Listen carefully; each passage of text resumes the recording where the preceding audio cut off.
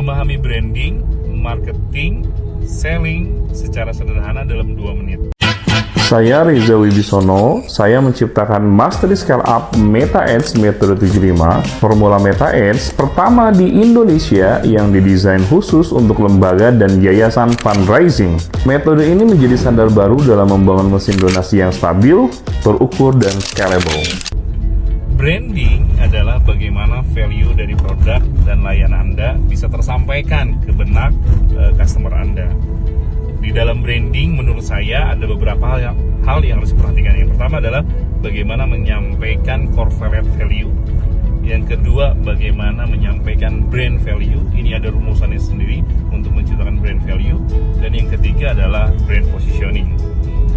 Sedangkan marketing, ya, tujuannya adalah bagaimana kita bisa menciptakan urgensi atau kebutuhan kepada benak target market kita. Maka di dalam marketing yang harus diperhatikan adalah ilmu promosinya. Di promosi ada 4 hal menurut saya. Pertama adalah konten marketing. Anda harus belajar bagaimana menciptakan konten marketing. Yang kedua adalah ilmu jangkauannya atau bagaimana disebut dengan ilmu trafficnya. Traffic itu ada traffic berbayar, ada traffic yang organik. Traffic berbayar seperti Meta Ads gitu ya, dan lain sebagainya. Dan yang ketiga adalah ini yang kadang-kadang dilupakan teman-teman. Bagaimana konten yang kita hadirkan kepada target market kita itu bisa diulang.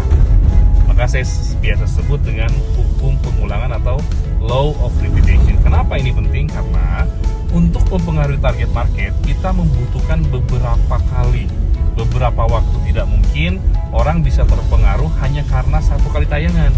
Kayak contoh Indomie, kita nggak pernah hafal, tapi kita sebut seleraku itu karena pengulangan ya teman-teman.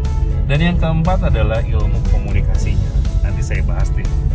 Dan yang terakhir adalah ilmu selling. Nah, ilmu selling itu ibarat begini teman-teman. Marketing itu tujuannya kalau dalam sepak bola dari gelandang memberikan umpan kepada striker. Nah, striker ini adalah seorang ilmu selling nih. Bagaimana striker itu setelah datangnya traffic bisa di closing. Maka dalam ilmu selling ada 2 hal yang harus dipelajari. Yang pertama adalah ilmu follow up.